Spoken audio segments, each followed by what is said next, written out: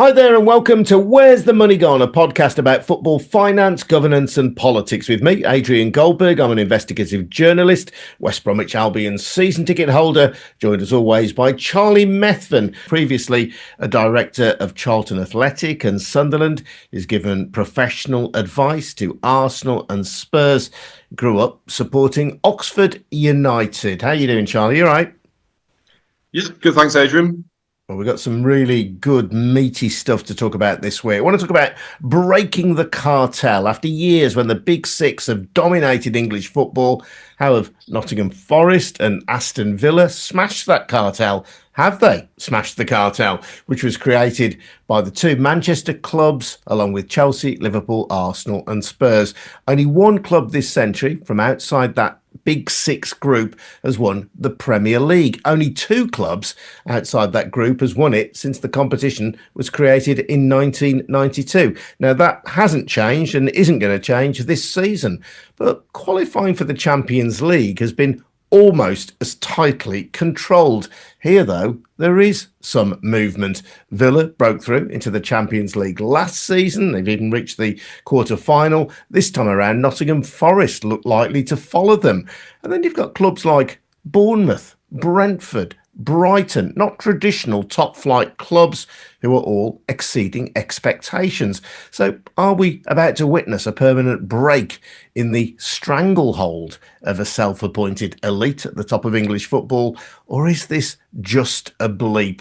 I should say before we start, there is no hint of a change at the bottom end of the table and the top end of the championship, as the same old faces seem caught on a treadmill of promotion and relegation. And a little later on as well, I want to talk about Barcelona's financial woes. The Catalan club has posted half-year losses of 84 million quid. La Liga says they've been fielding two ineligible players since the turn of the year. So why haven't they been sanctioned? Dot points excluded altogether from the league. I'll talk about all of this with Charlie. But Charlie, let's talk about the Premier League then. This conversation started because I noted that at the bottom of the Premier League, you've got clubs who came up: Ipswich, Southampton, Leicester City, going down to the Championship. And the clubs who are going to replace them, the likes of Leeds United, Burnley, possibly Sheffield United, the clubs who dropped out last season or in recent times. So a sense, certainly from supporters of Championship clubs like mine, that the Premier League is a bit of a closed shop. You can get there if you're from outside the elite, but really you struggle to stay there. But you said there's something rather more interesting going on higher up the table, and hence the comments about Villa and Forest and Bournemouth, Brighton and Brentford.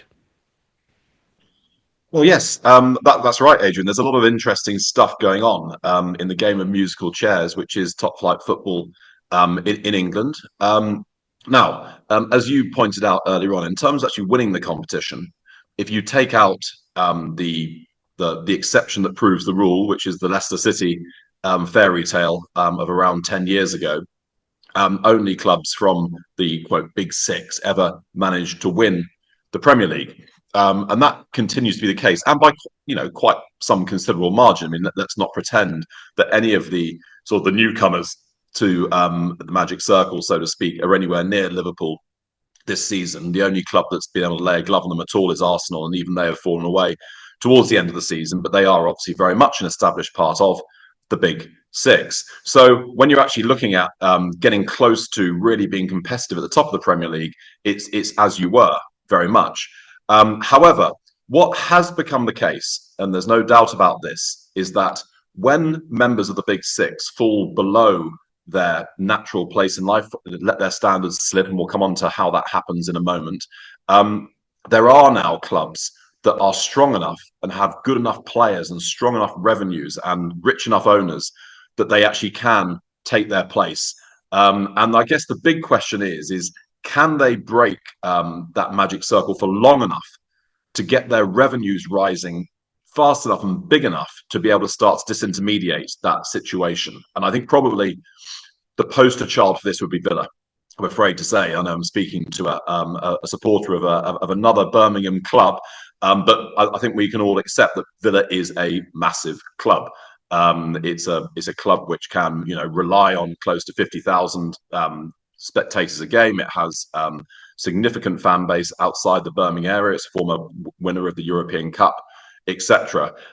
So in some ways, we've been waiting for this moment where one, and perhaps if you include Newcastle, two of the non-big six massive clubs get their act together over a protracted period of time with sufficient financial support from their ownership to start to be able to nibble away at the advantage which is enjoyed by the big six. Now, there's still some way away. If you think about it financially, and if you accept that in the medium term, finances will out, but in the end, the clubs that consistently have much more revenue will in the end outperform those who don't have as much revenue. And we'll come on to the way in which Brighton and Brentford have disintermediated that in a short while. But let's just look at Villa. So Villa's revenues have been steadily and in fact quite quickly rising over the last few years, and are now reaching, they're getting towards that 250, and probably now with their run in the Champions League this year, it's probably going to rise to more like 300 million. And the benchmark for the big six has been sort of 450, 500 million, with the rest of the Premier League being more like at about sort of 200 million. So Villa are starting to get towards that sort of space where the big six potentially starts to look more like the big seven. They're not there, but if they were able to sustain their presence in the Champions League for another 2 to 3 years, if that was to enable them to strike bigger and bigger commercial deals, because that very often comes with exposure to the Champions League. Major international brands want to associate themselves with clubs that are in the Champions League, because that's what gives you an even bigger international profile. If they were able to do this for the next 2 to 3 years, then, and if they were to see their revenues start to climb 300 million, 350 million, 400 million, this type of thing, and if they were to start to get close towards the sort of the bottom end of those big six revenues, about 400, 450 million, 500 million, that kind of thing, then we could see a breaking of that big six cartel. And Newcastle are in maybe, one step, maybe 2 steps, well, just 1 step behind that, let's say. But it is possible. It is possible if you look, particularly now that we know that this season there are going to be 5 spaces in the Champions League for English clubs. And given that we know that Man United are not going to figure in that shake-up right now, I'm just pulling up the EPL table in front of me right now. And you're looking at a situation where Newcastle, Chelsea, Villa, and City are all within 2 points of each other. And Forest another 2 points in front of that. So this is important stuff, because let's remind ourselves that getting into the Champions League is going to mean that your revenues, even if you don't necessarily do all that well within the Champions League, your revenues are going to go up by £50 million.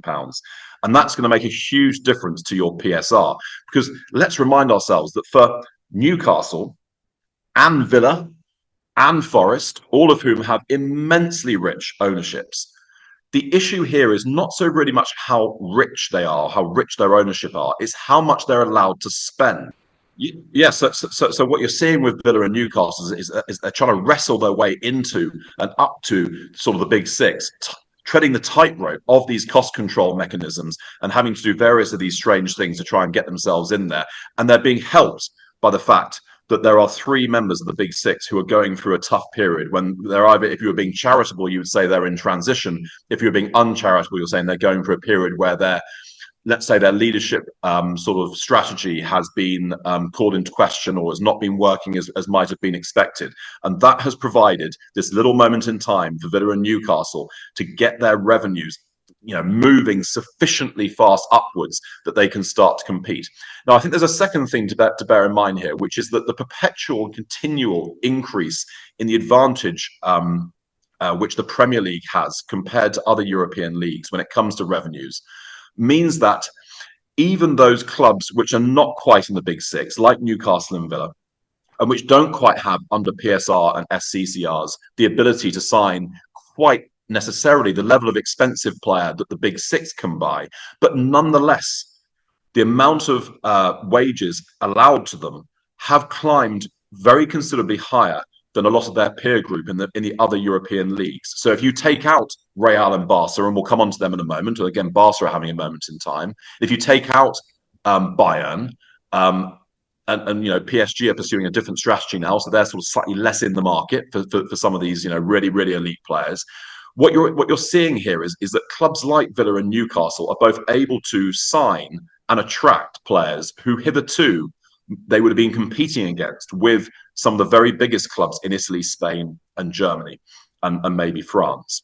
So, to a degree, they're being helped by the scleroticism of three members of the Big Six. To a degree, they're being helped by the financial pressures that are coming under other major European leagues are coming under. They're being helped by having massively wealthy owners who can sustain a continual massive injection of funds, both into playing budgets, but also into infrastructure, which enables their revenues to climb. Villa have spent a lot of money on their stadium. Newcastle are about to do the same, etc.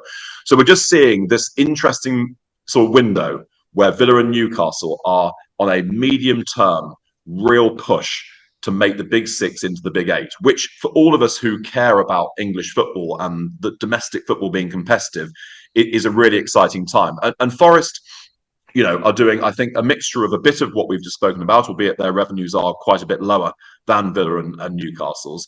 But they've been doing it very, very well. And I think in a slightly idiosyncratic way with a style of play which is different to what other clubs are deploying. Now, how long that style of play remains a surprise to other teams, how long they're able to keep hold of their very best players within the PSR rules, I think that's going to be a tightrope, which is going to be really, really difficult. They really need to qualify for the Champions League.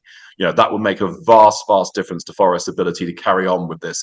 But certainly with Villa and Newcastle, I think it's a more medium-term change we're seeing here, and they are being helped by Spurs and Man United's problems in particular. Yeah, well, I regard Newcastle slightly as a special case because they're backed effectively by an oil state, and we've discussed that in a previous episode. And Newcastle's attempt to break into the top six is real. I mean, clearly they are proper challengers now for a Champions League place and for other silverware. But for Villa and for Forest, I mean, they're backed by more conventional, I was going to say sugar daddy owners. I think in Villa's case, there's probably something a little bit more business orientated about their ownership. Forest, although they're not seen as a club that challenge on this level, actually their net expenditure on transfers has been right up there. I think very close to Newcastle's, actually. They've got an owner who seems just to want to win trophies at football and perhaps revel in it for his own personal glory, but certainly back them in the transfer market. Well, I think that whilst acknowledging the fact that the source of the money is different in Newcastle's case compared to in Forest and Villa's case, as you say, they have more conventional owners in terms of being individual rich people. In the case of Villa, a couple of very rich people. But it actually doesn't really matter because the amount of money that either the Saudis or Edens and Sawiris or Marinakis are allowed to put in is broadly speaking about the same and is well affordable by Edens and Sawiris and by Marinakis. So it actually doesn't really make a huge amount of difference. But just to give you an idea of the revenue differences between this group, as I said, Villa and Newcastle are pushing into that sort of £300 million revenue bracket, but Forest are more like, in the 200 million sort of realm, which is, really good for the Premier League. It's higher than a lot of clubs in the Premier League, as you'd expect. It's a big club, etc. But they've still got a long way to go to be able to compete with Villa and Newcastle. And I would suggest that this is probably, if one's to just look at it in a cold light of day, this is Forest, just for the moment at least, this is Forest's moment in the sun to be enjoyed but not perhaps be relied upon over the next 5 years. With Villa and Newcastle, we might be seeing something a little bit more interesting going on. And that next cluster of clubs that we mentioned then, the three Bs, if you like, Bournemouth, Brentford and Brighton, all will have slightly different business models. I mean, Brighton have had a significant amount of investment over the years from their owner, Tony Bloom, but they're all clubs who are not traditional Premier League clubs who, for the time being at least, appear to be well set in the Premier League. Now, I think those of us who've watched football for a number of years will know that clubs who appear to be well set in the Premier League can quite rapidly become clubs who are settled in the Championship or even below, and appearances can be deceptive. But they all seem at the moment to be well run. all of them are capable of giving the very best teams in the country a run for their money. They're well-run clubs with a sensible business model that allows them to sustain, at the very least, mid-table Premier League football and go into every season with a realistic dream of making perhaps the Europa League. Yeah, well, I think that's absolutely right. I mean, they're becoming a sort of, a long, and again, a long-standing part of the supporting cast of the Premier League. And again, their revenues, rather like with Forest, are creeping towards 200 million, that type of thing. Probably a little bit more in a season where they do qualify for Europe, a bit less in a season where they don't qualify for Europe. So again, if you think of it as being, a group of these clubs in the mid-table who are now sufficiently established that they've got revenues of around 200 million a year. And if you think about it in terms of being, well, that's 100 million pounds of TV revenue, or a bit more, and then 100 million pounds of non-TV revenue. And of that 100 million pounds of non-TV revenue, maybe about 30 million will be 35 million will be commercial revenue. Then you've got ticketing, you've got your hospitality, you've got your merchandise sales, all these other things that fill out the rest of that sort of 200 million in total. So if you think of it, as I said, as being the big six, broadly speaking, around about 500 million, a bit more than that, in some cases for sure, but around about 500 million. You've got Villa and Newcastle around about 300 million, and then you've got a whole group of them around about 200 million. Now, where it of course gets tricky is for the clubs who are just coming into the Premier League or back into the Premier League. Of course, they do get their 100 million pounds of TV money, but generally speaking, they'll be coming up without the commercial engine behind them, and certainly without any recent European revenues behind them, and probably to a degree at least, they haven't got the same level of established players who might get sold for those 50, 60, 70 million pound sums to the really big clubs, either in the Premier League or one or two elsewhere in Europe, etc. And they just go through that tricky period of transition, which is, okay, we're with the big boys now. How are we going to stick around in this league long enough to move our revenues from the 150 million that we have when we move into the Premier League up towards that 200 million that enables us to be, competitive and sort of, part of the Premier League in the medium term? And I think one of the things that some of the clubs recently are slightly struggling with, if you compare them to Brentford and Brighton, over recent years, well, what's their point of difference? What is it that they're trying to do which gives them some sort of strategy, some sort of way of bridging that gap in the short term, which then enables them to establish themselves long enough to then be in the league and building those revenues over a period of time? Because I think it's well attested that when Brighton and Brentford came up, they came up with their very sort of strenuous use of data already in place, with those engines already in place, which means that they were then able to acquire players smartly, cleverly, as they came into the Premier League, able to trade those players. I think we'll remember that Brighton have sold goodness knows how many hundreds of millions of pounds worth of players to Chelsea, reinvest that money in in an Ecuadorian player here and sort of player from the Japan there and whatever it might be, and tread through that sort of minefield, which is the first 2 or 3 years of your Premier League existence, to get your revenues moving upwards, to start being able to then compete a bit more in terms of wages, to be able to hang on to your best players maybe for a second contract, because you can afford their wages even on the second contract, and then to keep moving from there. And I think that's just, if I was to look at the players, so the clubs that are in the Premier League, in the bottom three right now, so ask yourself the question, if you're being really tough about it, well, what was their plan? What was the plan? What was their plan in order to be able to seriously compete with established clubs who have revenues of 50 to 100 million pounds, at least, more than them? And that's talking about the clubs like Palace, who are the sort of the next stage down, right? So those are the clubs who have established themselves in the Premier League, who do have 200 million pounds a year, and who do have established Premier League playing squads and coaching setups and all this type of stuff. If you come in to play with those boys, what's your plan? What is it that you're going to do which is different to what other clubs are doing? And I'm just not quite sure that in those three clubs' case, I particularly see that there was a plan. Well, it's a very interesting situation for us in the Championship, as I say, as a West Brom supporter. The idea that we might get to that level of income, and the plan to get to that kind of income, is a difficult one, I think, to navigate for a lot of clubs in the Championship. Even as in our case now, you have what are on paper relatively wealthy owners. That's a subject we'll return to, I think, that question of the Just yo-yo very clubs. quickly, But yeah.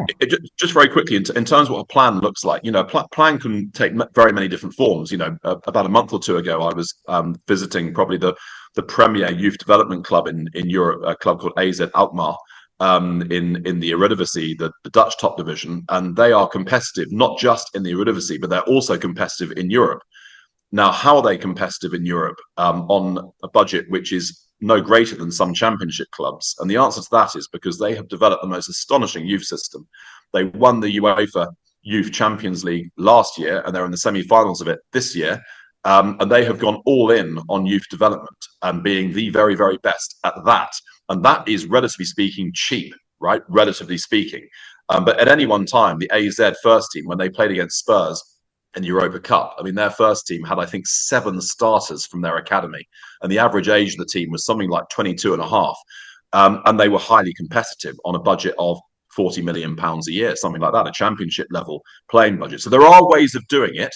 But I just think if you look at it from a championship perspective, and I was looking at, let's say, Burnley or something like that now, saying if you just go up into the Premier League and if all you do is buy or try to get in the market, try and acquire some players who are roughly, Premier League type players, and you're paying full market value and you've got your budget and other Premier League clubs have got their budget, the mechanics of it, the finance of it is, unless one of those other teams has a bit of a shocker, so unless your Everton and your Palace, all that type of stuff, have a really poor season, you're going to struggle.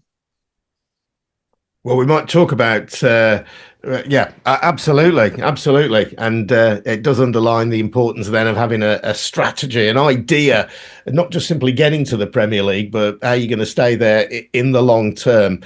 I want to talk about Barcelona, Charlie. This is an absolutely shocking story, a scandalous story, really. And I'm surprised it hasn't made more waves in the English press or the UK press, although perhaps, knowing our obsession with ourselves, maybe I shouldn't be that surprised.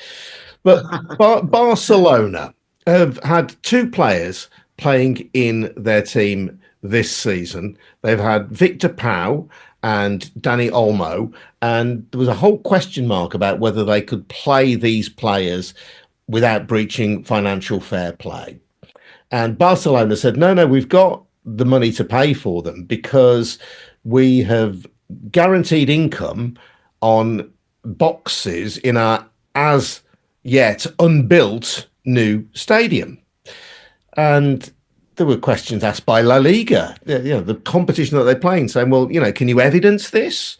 And Barcelona initially said, yeah, we've got the money, don't trust us. And this will all be certified.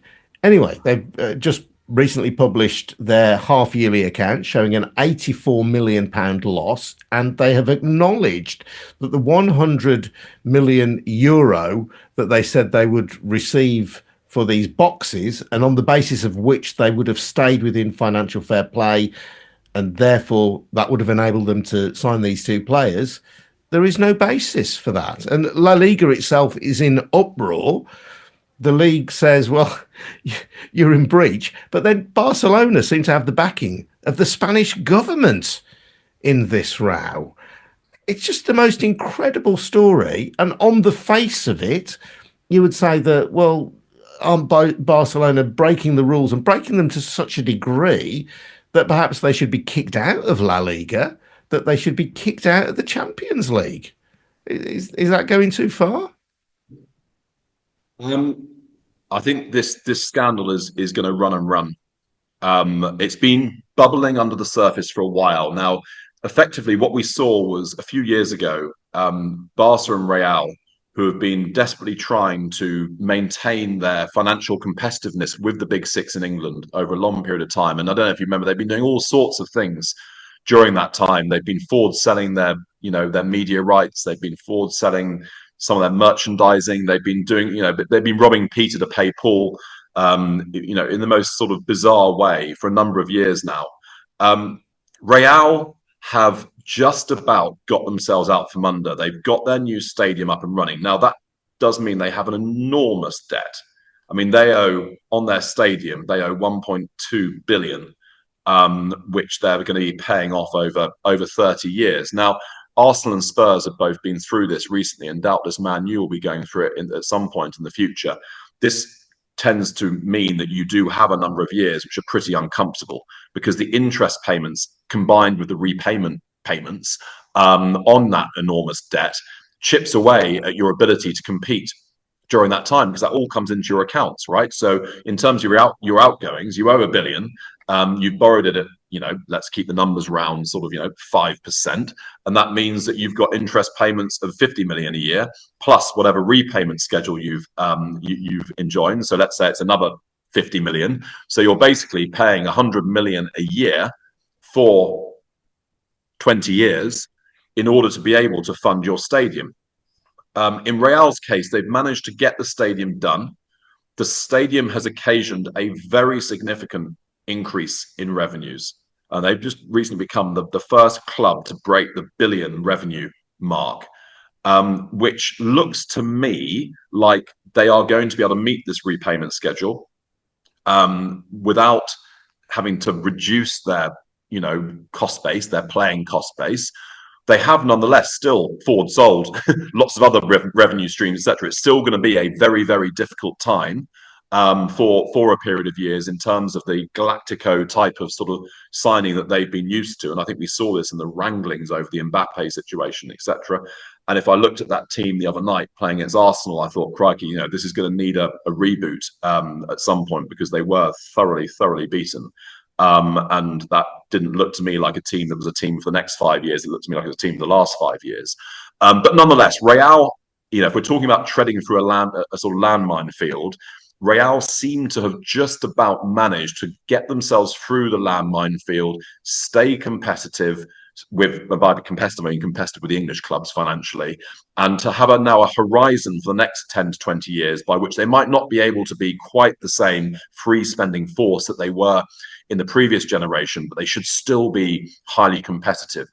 Barca basically have stepped on the landmines, and they are now desperately trying to hate sort of hopping from one analogy to the other. They're the drowning man clutching at whatever they can, bobbing around in the sea to try and keep themselves afloat, partially from spending rules, but also just partially keep themselves afloat full stop. Because remember that, unlike the clubs that we've just been talking about that are owned by petrostates and by massive multi-billionaires, Real and Barca are owned by their members.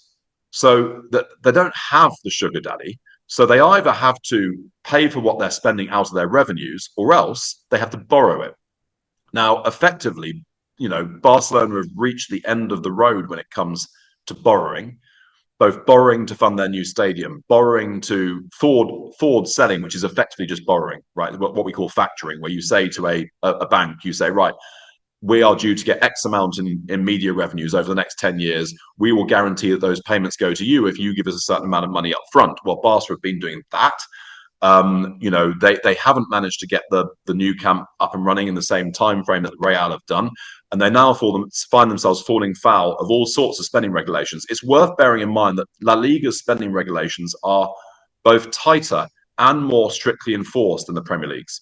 Can I just say on that, though, the taking of money and factoring it in up front is acceptable to La Liga. That you're allowed to say in La Liga, yeah, we've got £100 million. We're booking this €100 million rather than pounds. We're booking this €100 million for boxes from a source which we're not naming, for a stadium that isn't yet built, but trust us, we've got that money coming in. La Liga allows you to factor that into your calculations, but UEFA don't allow you to do that as well, which again calls into question their participation surely in UEFA's competitions. I also noticed that Barcelona, along with Real Madrid, are still keen on a European Super League. And of course, if you've got financial problems and you're facing pressure from your domestic league, from the European governing body, how can you Houdini-like escape in a single bound? You set up a new competition from which you can never be relegated, or you join a new competition from which you can never be relegated. Yeah, well, when it comes to the Super League, watch this space. This hasn't gone away. This has not gone away. It is the natural end point of all of these contortions that we're seeing within EU football. I don't include English football amongst that. EU football, we're seeing contortions going on continuously to try to meet various different cost control regimes, or even just pay the bills, or deal with falling TV revenues. There's big looming problems in the French league. Well, not even looming, they're there right now at the moment. But it is just worth noting that the Liga has effectively moved to a revenue-based, cost control mechanism like UEFA's, so that they have already effectively fallen in line with UEFA in a way that the Premier League has tried to kick the can down the road for one more year before they do so. So just to revisit previous podcasts, effectively, those English clubs that want to compete in the European leagues do have to stay within UEFA's rules. They tried to get the rest of the Premier League to join a similar mechanism within the Premier League, and that hasn't, because of the number of clubs required to vote that through, that has not yet been voted through, the replacement of PSR with UEFA squad cost control ratios. But in La Liga, it's happened, right? In La Liga now, it's at 60% or 70% under certain circumstances, which is the UEFA, by that I mean the percentage of your revenues that you are allowed to spend on your playing expenses, your first team playing expenses. And now, of course, what this does do within the Spanish league is it bakes in a huge advantage for Barca and Real. Barca, we can quibble about Barca's revenues, should they be allowed to include this or that, whatever it might be. But within the Spanish domestic system, their revenues are vastly higher than the other clubs. We just mentioned that Real are up towards €1 billion in revenue. So let's call that 850 million pounds. And Barcelona is behind that, but it's not a million miles behind that. And we were saying that the top Premier League clubs, 500, 600, 700. So when you're looking at Real and Barca, their revenues are absolutely comparable with, and even superior to, the big six. And we mentioned earlier on how that might become the big eight. The problem is that the amount of debt that they've stored up in getting themselves into that place is absolutely colossal, and they've forward sold all sorts of things to get to these types of numbers, and therefore the next 5 to 10 years is going to involve quite a lot of stress. In terms of what happens next with Barca, you mentioned something quite interesting, which is the occasional intervention of the Spanish government in this whole wrangle. Now, there's been a lot of complaints from the Premier League about the new government regulator in England, in English football, but that is very much an arm's length regulator with a mandate established and then independence from the government. Now, I know a lot of Premier League bosses sort of sneer at that, but it's true. I mean, it's a fact that you're not going to see government ministers wading into the regulator's office and telling them, well, you can do this or you can't do that, etc. The only control that our government will have over the regulator is who they actually appoint as the regulator. Now, that's their one little bit of control. What we're seeing in the Spanish system, in the absence of a arm's length regulator, is the government itself getting involved, and that, I think, is extremely dangerous. Now, I don't know if you remember, when the English regulator was being set up or being mooted or starting to be framed into a bill, there was a sort of a last-minute sort of attempt, I think probably sort of rather initiated by certain forces in the Premier League, to try and get the EU, UEFA, to intervene, saying we don't, or FIFA say we don't. Well, I think it was FIFA maybe. We don't like to see governments getting involved in football. Well, what you're seeing in Spain with Barcelona is very much that. Absolutely. A fascinating situation unfolding. I think we will return to that in a future episode as well. It's one of the joys of doing this podcast, is that these stories are rarely cut and dried. They're organic, they're evolving, and we will keep ahead of them as well, or we will keep across them. Thank you to Charlie. As always, I'm Adrian Goldberg, and this episode has been produced in Birmingham by me and Jed Thomas. Thanks also to Mark Machado for his work on our socials at 11:29. And if you want to read more about this stuff, I've got my book, Where's the Money Gone?, coming soon. Don't pressure me, soon. And I've got a Substack, Goldberg at Large, adriangoldberg.substack.com, where you can follow some of my draft writings on these subjects. We'll be back again next week, but for now, thanks for listening. We'll see you soon. Cheers. Bye-bye.